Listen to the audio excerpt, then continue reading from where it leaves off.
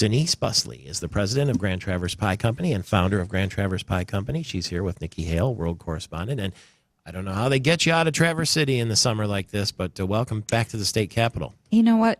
All you have to do is drive down Michigan Avenue when the sun is hitting the Capitol. Yeah. And now this is really actually a really great town. Well, I appreciate it a lot more now than I went to Michigan State and never really had an appreciation for this area. I came from Portage, so all the way, whatever that is, hour and 15 minutes away, but more rolling hills there. But I've really come to really appreciate this town. It's interesting to live here because you can have campus life, you can have suburban life, you can have the Capital District here, and all that comes with that. And we're sitting right here in a Grand Traverse Pie Company right now, right next to the Capitol. Well, and it's beautiful. I mean, the surround, you can get into trees and woods and, quickly. And fields real quickly. It's beautiful. Hardly ever traffic, and the commutes are very short. There you go. But the governor summoned you, didn't he?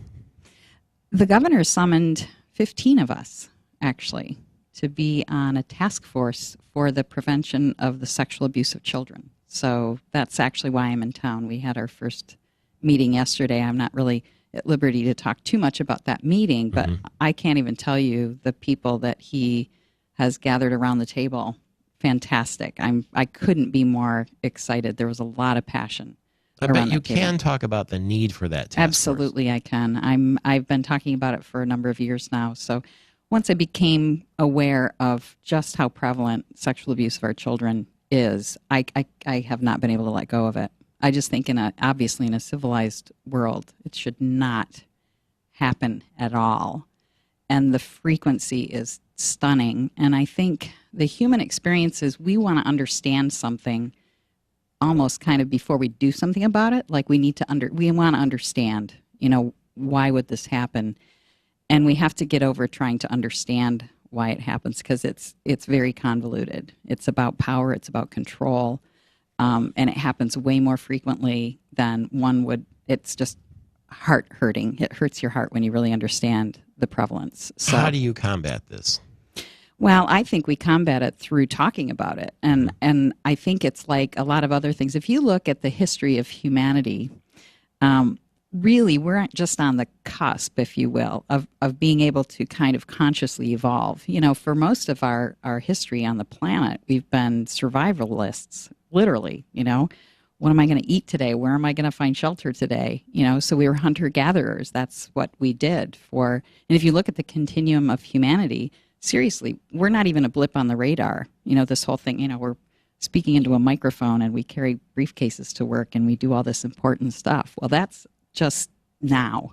So we have an opportunity to consciously evolve our humanity now. And that's where we're at. And I think this issue, we didn't used to talk about cancer either. It was the C word, You don't talk about death. You didn't talk about HIV, AIDS.